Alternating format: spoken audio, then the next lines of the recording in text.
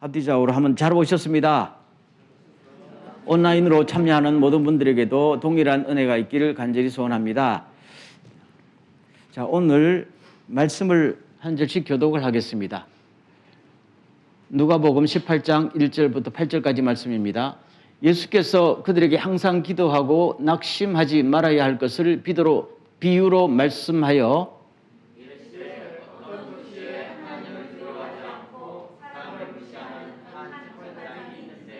그 도시에 한 과부가 있어 자주 그에게 가서 내 원수에 대한 나의 원한을 풀어 주소서 하되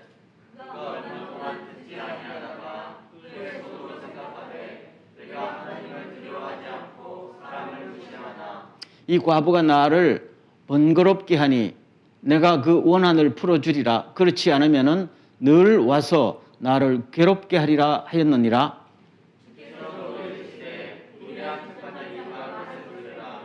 하물며 하나님께서 그 밤낮 부르짖는 택하신 자들의 원한을 풀어주지 아니하시겠느냐? 그들에게 오래 참으시겠느냐?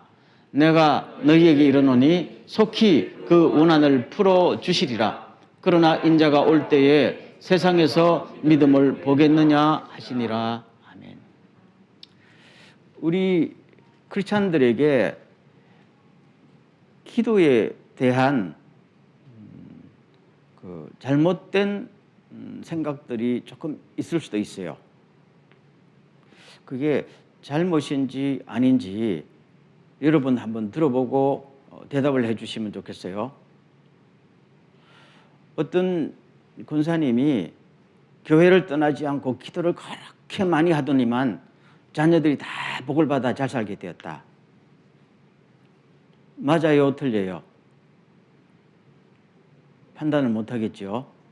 어떤 목사님이 그렇게 교회를 지키면서 기도 많이 하더만 교회가 급성장했다. 맞아요, 틀려요? 판단 못하겠죠. 그래서 하나님 앞에 간절히 강청하는 기도를 해야 된다. 오늘 본문에 나오는 것처럼 이 억울한 과부처럼, 그리고 혹은 누가복음 11장에 나오는 밤중에 찾아온 친구를 대접하려는 그 끈질긴 사람처럼, 그래서 한국에서 소위 강청하는 기도, 강청이란 강하게 간청하다, 그런 기도의 형태가 있어서 기도할 때 소리도 얼마나 지르고 밤새도록 철학 기도가 발달됐고, 좋아요, 나빠요? 이 함정 질문이 아니라니까. 좋지요. 좋지요. 그러면 예수님의 말씀을 한번 보겠어요. 여러분, 마태복음 6장에 보면은 제자들이 우리에게 기도를 가르쳐 주십시오라고 간청했죠. 그럴 때에 기도를 가르쳐 주셨죠. 그게 주기도문이란 말입니다. 그럼 주기도문을 가르쳐 주시기 전에 예수님이 무슨 말을 했는지 기억해요?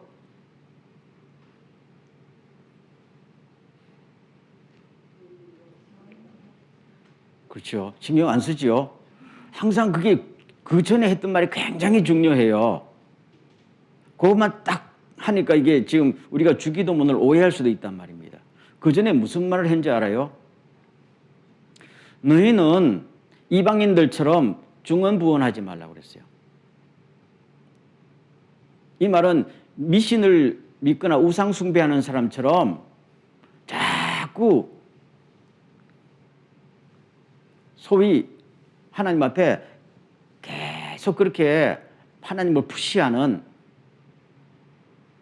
그리고 했던 말 계속 자기 주장을 관찰하는 그런 기도 하지 말라.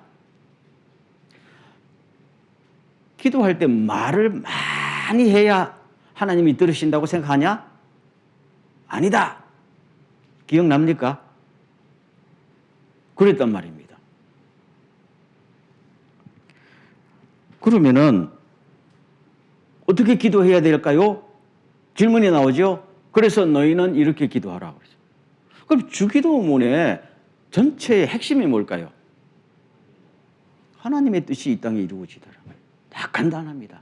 하나님의 뜻이 이 땅에서 이루어지기를 바랍니다. 그게 주기도문이란 말입니다. 그렇죠? 그리고 그 기도를 할 때 막 중언부언하고 안 들어주면 내가 그냥 굶어 죽겠습니다. 이렇게 기도할 필요가 있어요, 없어요? 없단 말입니다.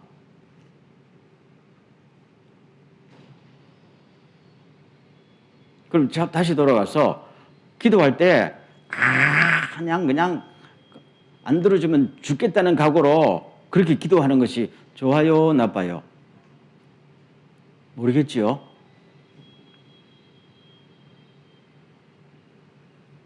오늘 제가 자꾸 질문을 하는데 한 번만 더 이야기할게요. 열왕기상 18장에 보면은 엘리야가 갈멜산에서 기도하는 내용이 나옵니다. 바알 선지자 450명과 그야말로 영적인 대결을 하지요. 그래서 바알 선지자가 먼저 기도합니다. 누가 먼저 하늘에서 불이 내려와서 이 재물을 다 태울까? 그런 하나님이 참 하나님이다. 그 말씀이죠. 그래서 바알 선지자 450명은 아침부터 해질 때까지 쉬지 않고 기도했어요. 소리 지르며 그것도 부족하니까 자기 몸에다가 막 칼로 상처를 내면서 춤을 추면서 그래도 아무런 응답이 없거든요. 그래서 그걸 보고 있던 엘리야가 아예 조롱 섞인 말을 합니다. 아니 너희들의 신 바알이 지금 잠을 잤는지 화장실에 갔는지 외출했는지 모르니까 더 큰 소리로 한번 기도해봐라. 그러잖아요. 명백한 조롱이지요. 저녁 때까지 안 되니까 너희들 이제 그만해라. 내 차례다. 하고 엘리야가 나가서 간절하게 기도하니까 기도가 응답됐죠. 엘리야가 중언부언한 것도 아니죠. 큰 소리 낸 것도 아니죠. 자기 몸에 상처를 내거나 춤을 춘 것도 아니죠. 진실한 딱 한마디. 그렇죠. 하나님이 진짜 하나님이신 것과 내가 하나님의 종이라는 사실과 내가 하는 일이 하나님이 명령하시는 일이라는 것을 여기서 드러내 주십시오. 딱 한마디 하니까 모든 게 끝나버리잖아요. 그러면은 주기도문이나 엘리야의 기도나 딱 뭐예요? 하나님의 뜻이 이 자리에서 이루어지게 하옵소서. 다 그거란 말이에요. 그럼 오늘 이 말씀을 잘 이해를 해야 됩니다. 오해하기 쉬운, 오해를 많이 했던 내용이거든요. 자, 1절을 비춰보세요. 2절. 어떤 도시에 재판장이 하나 있어요. 이 재판장은 돈만 알고 아주 교만한 사람이야. 그 뇌물 안 갖다 주면은 재판 제대로 안 해주는 사람이란 말입니다. 그런데 반대로 3절에 한 과부가 있었는데 과부는 힘이 없는 사람들의 상징이죠. 과부가 있었는데 재판장한테 가서 뭐를 해달라는 겁니까? 내 원수에 대한 나의 원한을 풀어주십시오라고 간청합니다. 잘 들어야 돼요. 우리 한국교회가 이걸 빼먹고 그냥 내 부탁 들어주십시오 이런 식으로 넘어가 버렸기 때문에 이 본문의 핵심을 놓치고 있단 말입니다. 주님은 분명히 말씀하셨어요. 원수에 대한 내 원한을 풀어주십시오 이 말입니다. 내가 여기서 힘없이 백없이 돈도 없이 살다가 그야말로 억울한 일을 당했는데 이거 조금 올바르게 판결해 주십시오. 그 내용이란 말입니다. 그냥 축복 주십시오 이 내용이 아니에요. 이 주님이 이 설정하는 비유의 말씀을 잘 들어야 됩니다. 그러니까 재판장이 이 옳은 판결을 해줄까요? 안 해주지요. 돈도 안 갖다 주고 무슨 뒤에 무슨 백그라운드가 있는 것도 아니잖아요. 그 아예 무시해 버립니다. 그러면 이 여자가 재판장에게 가서 재판해달라는 것은 옳은 일이에요? 당연히 옳은 일이죠. 왜요? 그 일 때문에 재판관이 있는 거 아니에요? 이 여자는 달리 호소할 수단이 있어요? 아무것도 없는 여자가 유일하게 호소할 수 있는 대상은 재판관이란 말입니다.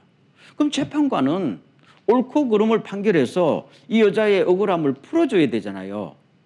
그런데 안 해준단 말이에요. 그러니까 이 여자가 했던 행동이 뭐예요? 3절에. 4절에. 그렇죠. 그 사람 안 들어줬단 말입니다. 그러니까 5절에 가면은 다 같이 시작. 이 과부가 나를 번거롭게 하니 내가 그 원한을 풀어주리라. 그렇지 않으면은 늘 와서 나를 괴롭게 하리라 하였느니라. 그랬단 말입니다. 이 여자가 피켓 들고 법원 앞에 가서 1인 시위했단 말입니다. 하루 이틀도 아니고 비가 오나 눈이나 가서 올바른 판결을 해 주십시오. 사회정의를 실현해 주십시오. 당신이 이거 할 일 아닙니까? 그렇게 했죠. 그러면 여러분 생각에 이 여자한테 어떤 일이 벌어질 것 같아요? 아니 여러분이 저기 동경지방법원 앞에 가서 피켓 들고 시위한다 그러면 어떤 일이 벌어질까요? 그렇죠. 질서문란죄. 그냥 피켓 들면 괜찮더라. 소리 지르면 잡아가요. 일본의 법이 그래요. 근데 옛날에는 그 정도가 아니었거든요. 뭐 피켓만 들고 그 앞에 와서 호소하면 그냥 잡아가지요. 그냥 잡아가기만 할까요? 이 여자한테 온갖 죄를 뒤집어 씌웠겠죠. 왜요? 힘이 없으니까요. 항상 오른쪽은 재판관 아니에요? 그러면서 이 여자에게 또 하나의 일이 일어납니다. 이 여자의 모든 사정이 다 알려지지요. 저 여자가 무슨 일을 당했어? 그거잖아요. 두 가지 효과가 있어요. 그러면은 결국에는 재판관이 이 여자의 억울함을 풀어줬거든요. 왜 풀어줬다고 그랬어요? 귀찮았어. 너무너무 귀찮았어. 잠을 못 자니까요. 여론이 막 떠드니까요. 그러면 주님이 우리들에게 하시는 메시지가 뭘까요? 이걸 통해서. 왜 이 말씀을 하셨을까요?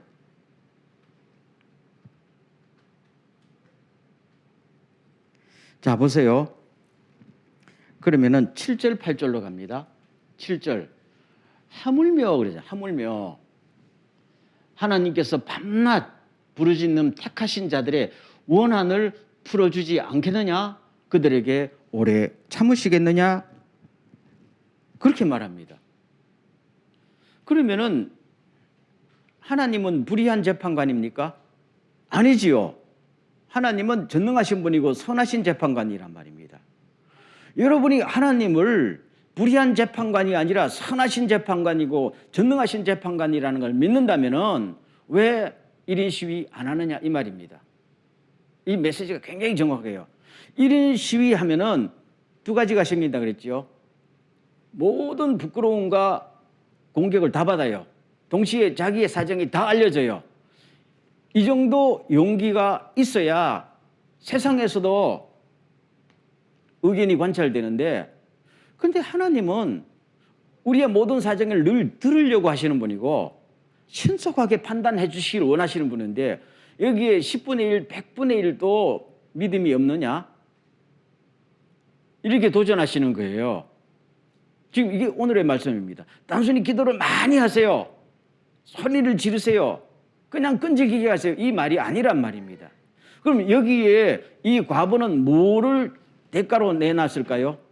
자기의 자존심과 책임과, 그렇죠? 자기의 모든 평판과 부끄러움을 다 여기 내놨어요. 뭘 위해서요? 이 사회에 나같이 억울한 일을 당하는 사람이 더 이상 생기지 않도록 해주십시오. 그 말이잖아요. 그럼 이 여자의 문제는 이 여자의 문제가 아니었죠. 이 여자의 개인 문제가 뭐가 되는 거예요? 사회적인 문제가 되는 겁니다. 지금 하나님께서, 예수님께서 우리들에게 그 말씀을 하시고 있는 것 같다. 그런 말입니다.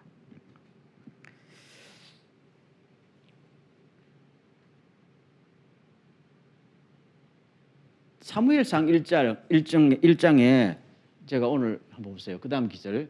자, 제가 다 같이 읽겠어요. 시작. 한나가 마음이 괴로워서 여호와께 기도하고 통곡하며 서원하여 이르되 만군의 여호와여 만일 주의 여종의 고통을 돌보시고 나를 기억하사 주의 여종을 잊지 아니하시고 주의 여종의 아들을 주시면 내가 그의 평생에 그를 여호와께 드리고 삭도를 그의 머리에 대지 아니하겠나이다.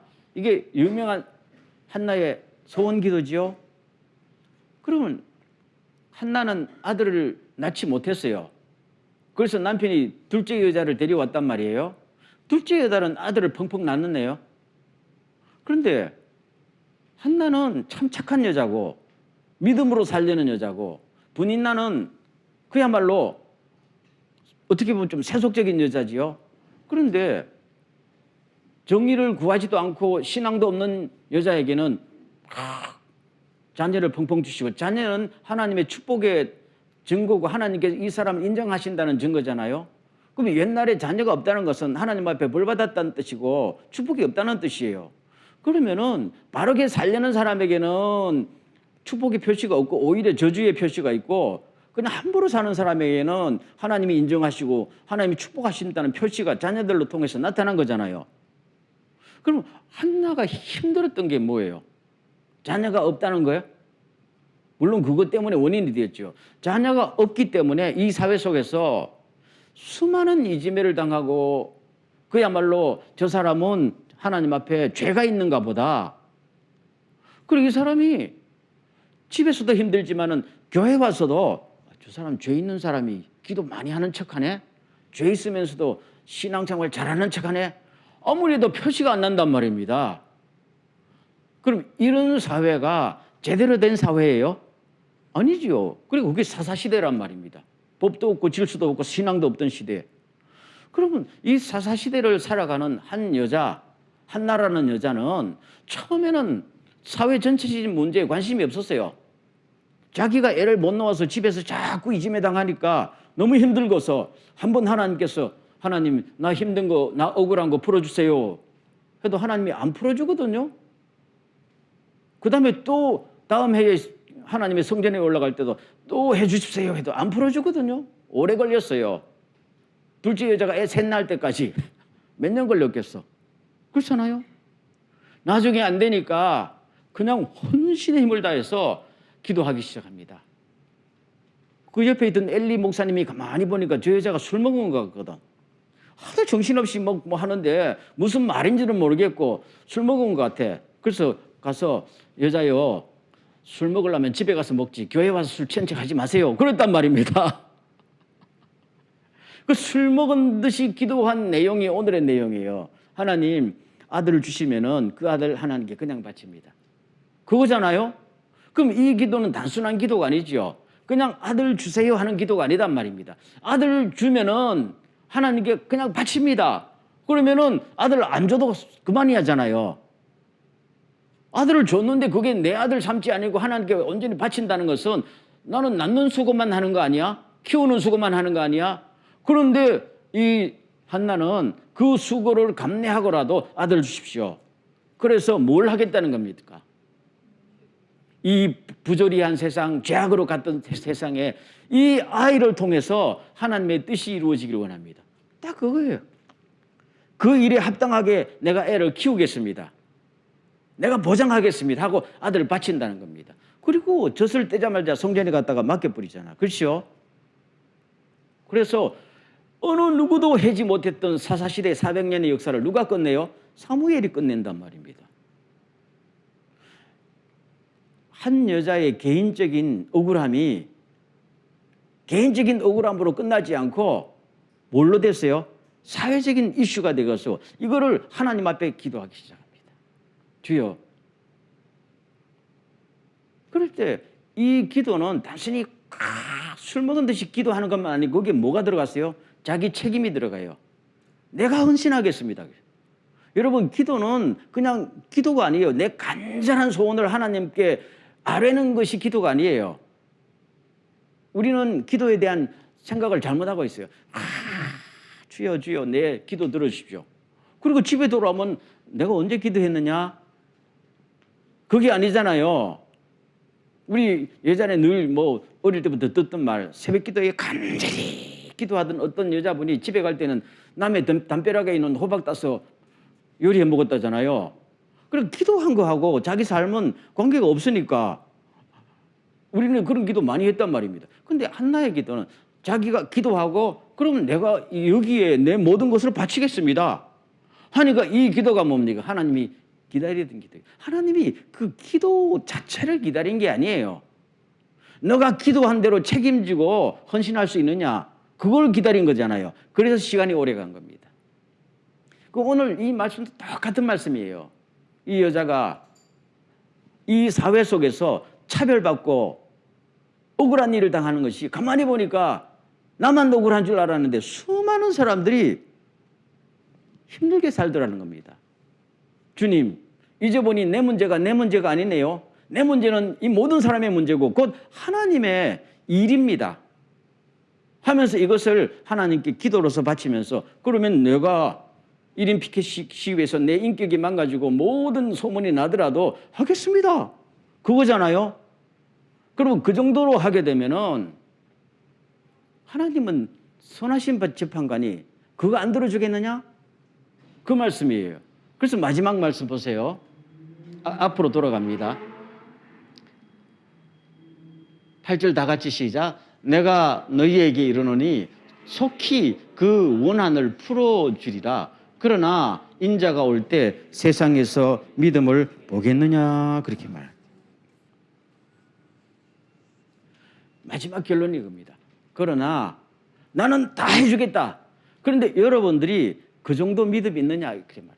여러분, 믿음은 그냥 믿습니다 아니고 믿음은 행동이지요. 믿는 대로 사는 거지요. 기도도 행동이죠. 기도한 대로 사는 거예요. 믿음으로 기도하고 기도한 대로 사는 거예요. 주님께서 그 정도의 자기 헌신하고 정말로 이 땅에서 하나님의 뜻이 이루어지고 하나님의 나라가 이루어지고 나처럼 억울하고 힘든 일을 당한 사람들이 정말로 제대로 살 수 있는 사회가 되기를 너 진짜 원하느냐? 그냥 마음으로 소원만 하느냐? 마음으로만 부르짖고 이 일은 대통령이 해야지, 이거는 교회 목사님이 해야지, 나는 기도만 한다, 이런 태도가 아니고 네가 기도하면 이 일에 너를 헌신하겠느냐? 딱 그거면 그걸 믿음이 있느냐라고 물으시는 거예요. 그러면은 이런 태도와 이런 삶을 사는 사람들에게 하나님의 그 응답, 하나님의 정당한 판결이 왜 일어나지 않겠느냐? 아멘. 굉장히 정확한 말씀하시는 겁니다. 근데 우리는 이 말씀을 오해해가지고 주야 나 축복 안 주면 죽어버립니다. 그러면 하나님께서 그래도 불쌍하면 들어주겠죠. 그러나 뜻이 그게 아니란 말입니다. 그래서 오늘 우리가 쭉 살아보면요, 이 사회가 날이 갈수록 쉽지 않아요. 여기 보세요. 아까 그 말씀 다시 보세요. 그러나 누구가 올 때에 인자가 다시 올 때, 다시 올 때죠. 이 세상에서 믿음을 보겠느냐. 주님이 다시 올 때가 되면은 세상이 더 힘들지요. 지금 보세요. 빈익빈 부익부가 점점 심해지고 힘 있는 사람과 없는 사람의 차이가 극명하게 드러나요. 겉으로 보면은 자유민주주의고 다 하지만은 실제로 지금 움직이는 건 돈과 힘이 움직이잖아요. 그럼 앞으로 이 경향이 어떻게 될 것 같아요? 더 심해집니다. 양극화가 더 심해질까요?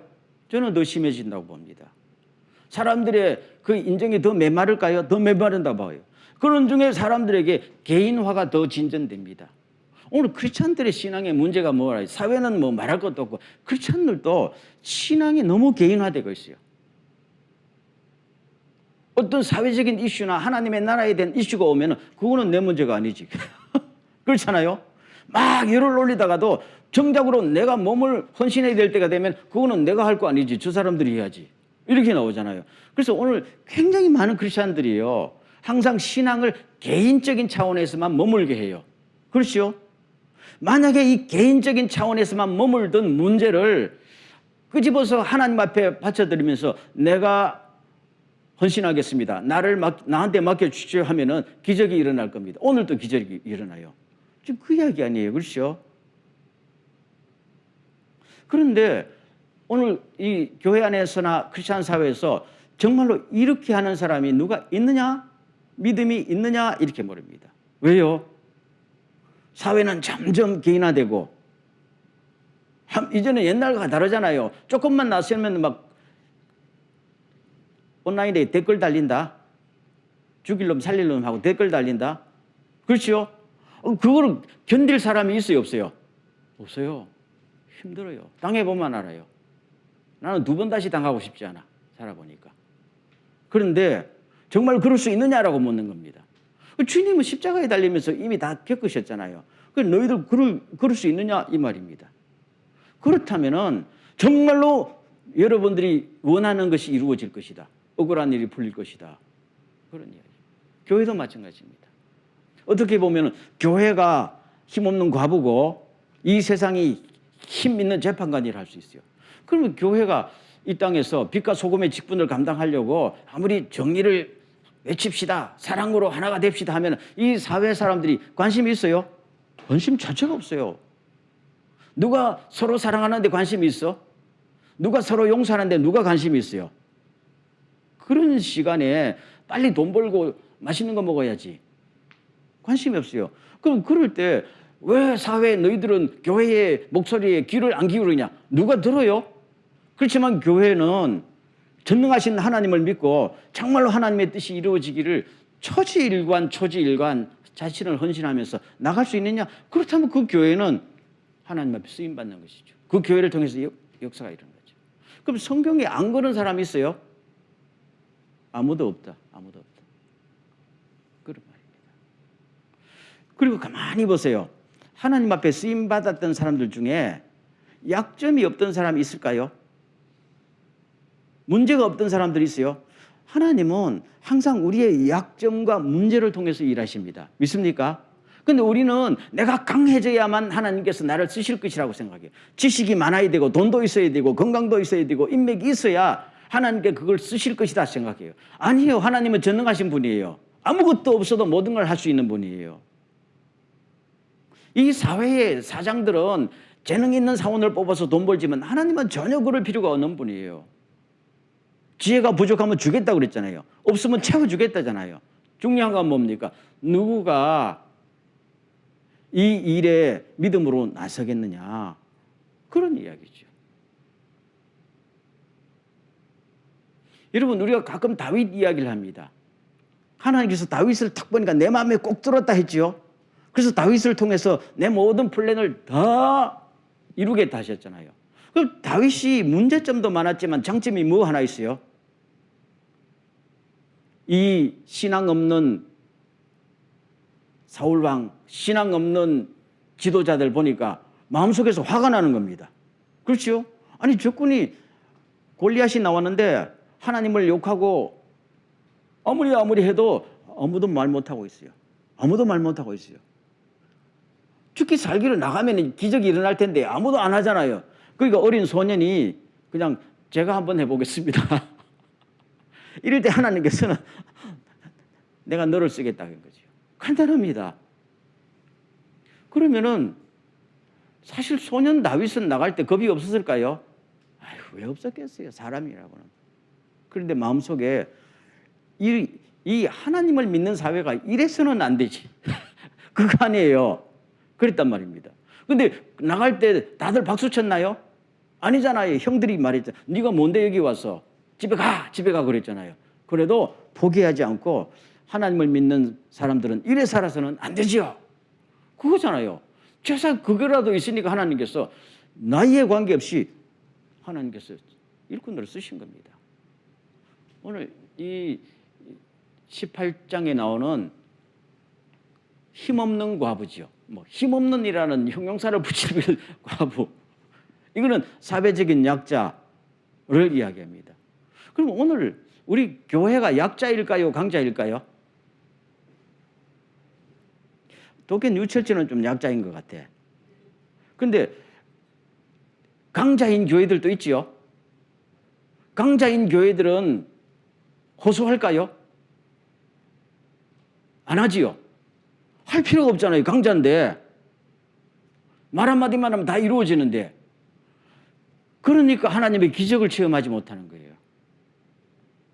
그러면 약자인 교회, 약자인 크리스찬들은 아무데도 호소할 수가 없으니까 하나님 앞에 기도하면서 나를 내놓겠습니다 하니까 기적이 일어나는 것이죠. 여러분, 이게 우리의 눈에 보이는 대로 뭐 세상이 흘러가는 게 아니잖아요. 하나님은 우리에게 하나님의 법칙대로 이끌어 가신다는 사실을 꼭 기억하시길 바랍니다. 사도 바울이 그걸 경험했잖아요. 하나님의 능력이 내가 약할 때에 온전해지더라는 겁니다. 그래서 사도 바울은 자기 병이 있었죠. 병 고쳐주십시오 해도 안 고치셨죠. 얼마나 원망 많이 했겠어요. 하나님 원망 엄청나게 했겠죠. 근데 결국 안 고쳐주시는 거야. 그럴 때 나중에 깨달았죠. 내가 이게 질병이라도 없으면은 얼마나 교만해져서 타락할까? 근데 내가 이것 때문에 늘 하나님 앞에, 그렇죠? 하나님 부족을 고백하면서 나아가니까 하나님께서 채워주시는 것이요. 그거를 경험하면서 모든 사람들에게 여러분이요, 이 세상을 움직이는 것은 강한 힘이 아니고 약한 힘입니다 라고 말하고 있는 것이죠. 이 세상은 강한 힘이 움직이는 것 같아요. 돈이 강한 힘이에요, 약한 힘이에요? 강한 힘이죠. 권력이 강해요, 약해요? 강한 힘이죠. 인기는 강한 힘이에요, 약한 힘이에요? 인맥이 많은 거는 강한 힘이에요, 약한 힘이에요? 강한 힘이죠. 세상은 이 원리로 돌아갑니다. 근데 하나님의 나라, 하나님의 뜻은 이런 강한 힘으로 돌아가는 게 아니에요. 주님이 십자가에 달렸을 때 강해요, 약해요? 약하니까 십자가에 붙들려 돌아가셨지요. 자기 사람을 사랑하는 것이 강합니까, 약합니까? 약해 보이잖아요. 아무것도 없는 사람이 사랑한다고 나섰잖아. 구천스럽게 보여요. 남을 섬기는 것이 강해 보여요, 약해 보여요? 아무것도 없으니까 몸으로라도 때우는 거 아니야? 그렇죠? 남을 위해서 품에 안고 기도하는 거, 돈이 많으면 뭐 한 1억씩 갖다 도와주면 될 텐데 돈도 없으니까 주여 나는 바칠 게 없고 저 사람을 위해서 기도밖에 할 거 없습니다. 이건 약한 사람 아니야. 그런데 하나님의 이 나라는 이 약한 힘을 통해서, 하나님은 이 약한 사람들의 약한 문제를 하나님의 이슈로 삼고 공론화시키면서 나가길 원합니다. 그렇죠? 그래서 저는 오늘 우리 뉴철치가 보면은 크게 잘난 사람은 별로 없는 것에 참 감사해요. 우리 가운데 빌 게이츠 같은 부자가 없는 것도 감사하고, 그렇죠? 대통령을 지낸 사람도 없는 것도 감사하고, 유명한 배우 있어요? 없는 것도 감사하지요. 그러니까 우리는 같이 어깨동무하면서 살아갈 수 있잖아요. 누구 한 사람의 어깨에 기대는 게 아니고 우리는 모두 예수님의 어깨에 기대면서 같이 갈 수 있잖아요. 그러면 내 혼자 설 수 없으니까 나의 약한 문제가 있으면 내놓고 보니까 아, 이거는 더 이상 나의 문제는 아니었네요 하는 것. 저를 따르겠습니다. 그것은 더 이상 당신의 문제가 아닙니다. 그러면 누구의 문제예요? 우리의 문제고 하나님의 문제입니다. 믿습니까? 그런 것들이 많잖아요. 그러면 보세요. 이 세상에서 하나님께서요, 약한 사람들을 들어 쓰신 사람들이 얼마나 많아요. 그냥 보면은 세상이 강한 힘으로 돌아가고 있는 것 같은데 가만히 성경과 영적인 보면은 하나님께서 한없는 약자들과 어떨 때는 병자들과 실패자들과, 그렇죠? 그래서 놀라운 일은 그게 하나님의 능력이에요. 능력이에요. 그래서 오늘 우리가 절대로 우리 상황 속에서 실망할 것도 없고 좌절할 것도 없고 굉장히 어떨 때는 자기의 그 문제를 갖다가 드러내면서, 그렇게 그 프라이버시를 다 드러내라는 말이 아니고 정말 내가 뭐 살면서 평생에 나는 어떤 질문을 가졌는데 질문이 해답이 안 되더라. 그런 것은 더 이상 개인의 문제가 아닐 수도 있죠. 그럼 드러내라고요. 이거 우리 한번 이야기해 봅시다. 그런 거죠. 아니 나오잖아요. 왜 이렇게 바르게 살려는 사람이 왜 이렇게 쓸데없는 고난을 당해야 돼요 하는 것은 개인의 문제입니까? 개인의 문제를 넘어선 사회의 문제고 하나님의 문제란 말입니다. 그게 쓰여진 게 욥기 아니에요? 다 그런 식이란 말입니다. 그래서 오늘 우리에게 내 개인적인 프라이버시가 아닌다면은 웬만한 것은 이거를 믿음으로, 기도로, 공적인 이슈로, 하나님의 이슈로 바꿀 수 있는 것이 크리스찬의 지혜요. 또 그것을 하나님의 일하는 통로로 내어드린다는 것도 우리의 놀라운 선택이다 하는 것을 기억할 수 있기를 바랍니다. 그래서 오늘 이후로 하나님은 나의 약함을 통해서 일하기를 기뻐하십니다. 아멘. 내가 약할 때 하나님은 하나님의 능력이 더 온전해집니다. 더 이상 신앙을 개인화하지 말고 신앙을 공적인 이슈로 우리는 변화시킬 수 있어야 됩니다.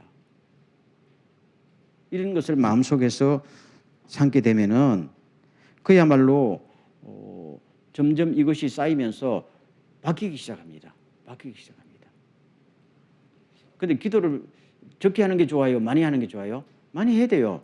그런데 많이 하는 그 동기와 태도가 대단히 중요하다라고 말씀하시는 겁니다. 오늘 우리에게 이런 은혜가 충만하기를 간절히 바랍니다.